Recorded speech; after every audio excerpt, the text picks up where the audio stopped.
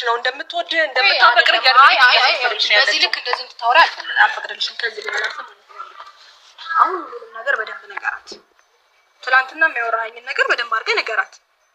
አንተ የምታስበው ነገርና ትክክለኛ ስሜት ካለ ለኔ ነገራት። ምንም አልሆንኩም። በቃ አስቢበት አልከኝ እና ደግሞ ውሳኔንም ለመስማት አይደል በዚህ በ5 ደቂቃ ባልሞላ ጊዜ ውስጥ የመጣ 5 ደቂቃ ብለኝ ኢቭን 5 ደቂቃ እንኳን እኮ አልሞላም። ሰው ነገራቸው ኧረ ሩታቴ ናሮት ቶሎ ስለመጣ ምን ተፈጠረ? ሲቀጥል ደግሞ ማለት ነው ብዙ አትናደጂ ለምንሽ እኔ ለሰው ስሜት እጠነቀቃለሁ። እኔ ችግር የለውም። እኔ ግን ይሄ ልጅ እንደመጣ ፍዝዝ የሚለው ነገር እኮ እንዴት አይፍዘዘ ግራ ጋባችሁ እኮ እሷ ተስማምታ ነው እንዴ ያሳሰረችው? ለማንኛውም ግን በደንብ ራስህን በደንብ ማወቅ አለብህ። ምን አይነት ሰው ዙሪያ እንዳለ በደንብ ማወቅ አለብህ። ገባ?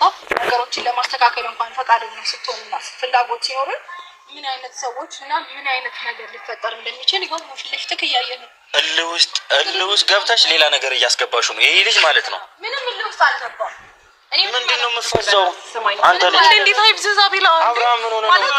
ግራ ያጋባችሁ ነው እኮ ያለችው።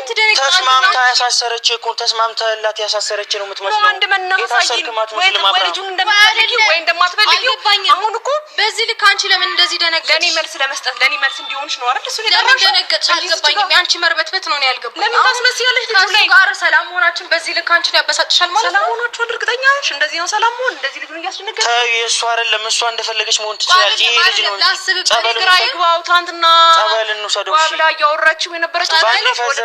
ጸበል መውሰድ ከነበረብኝ እኮ እኔ መውሰድ ትናንትና ምንድነው ያልሽኝ? ዛሬ ምን እኔ ነኝ ግራ የተጋባሁት አንቺ ነሽ ግራ የተጋባሽው። ሌላ ነገር ውስጥ የከተትሽኝ እኮ ነው ያለሽው። ምንድነው ሌላ ነገር ውስጥ መከተል? ትናንት ሩም ነይ ብዬሽ ጠርቼሽ አሁን ስለምንሽ እንትን ብለሽ አሁን ምን ተገኝቶ ደግሞ እንደገና አስቢበት አልከኝ እንዴ? በቃ አስቢበት። አሁን ደግሞ በእነሱ ፊት ለነገር ጠራውክ። ምንድነው